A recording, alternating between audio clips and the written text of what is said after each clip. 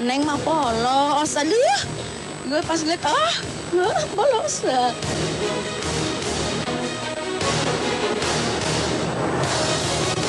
Itulah pernyataan Anisa Bahar tentang Zaskia Gotik yang seolah menggambarkan bahwa Zaskia adalah sosok yang lugu di hadapan media.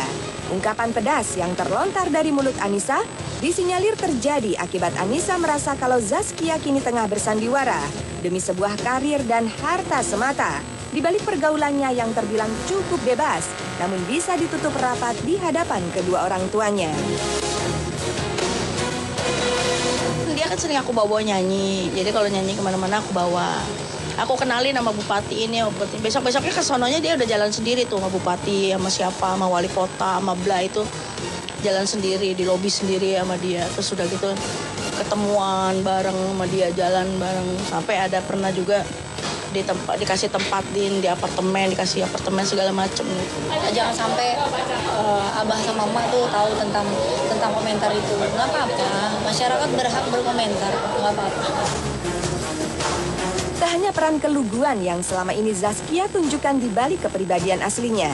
Zaskia pun dianggap Anisa telah membohongi masyarakat dengan tipu dayanya yang seolah menjadikan si goyang itik itu adalah seorang biduan dangdut yang masih hidup dalam kemiskinan. Dan menanggapi hal tersebut, Zaskia pun hanya bisa pasrah tentang penilaian orang lain yang menganggap dirinya tengah memainkan suatu sandiwara. Yang aku tahu Zaskia itu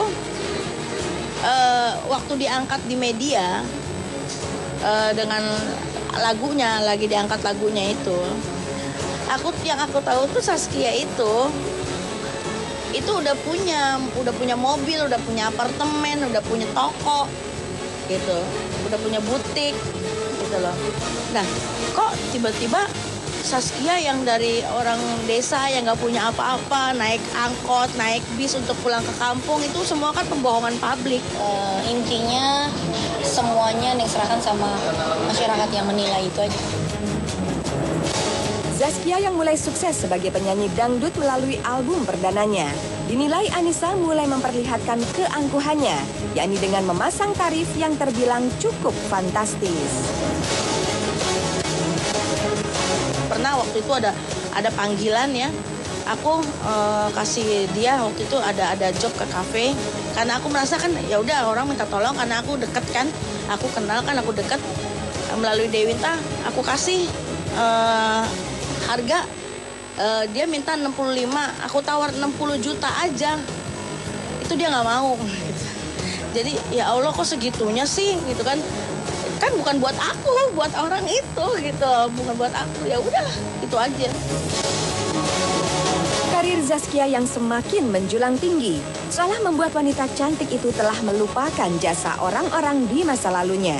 Bahkan yang memiliki peran untuk membantu menaikkan karirnya kini dianggap bagaikan tak pernah ada setelah pemilik goyang itik tersebut berhasil menaklukkan kejamnya persaingan dalam industri musik dangdut tanah air pada khususnya. Aku BBM sekarang barusan entah kapan. Terus aku bilang kalau nggak ya udah kakak minta nomor telepon kamu deh Neng, nanti kalau ada apa-apa kakak komunikasi gitu. Aku kabarin dia. Nggak dikasih tuh. Udah artis papan atas ya, jadi Anisa Bahar udah nggak dianggap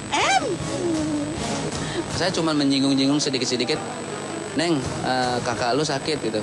Kak Yuli maksud istri saya. Dia cuma, oh ya, begitu doang.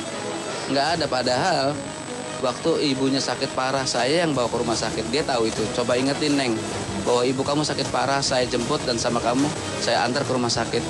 Ya intinya Neng mah cuma bisa tegar, sabar, tawakal, cemoohan orang, caci makian orang.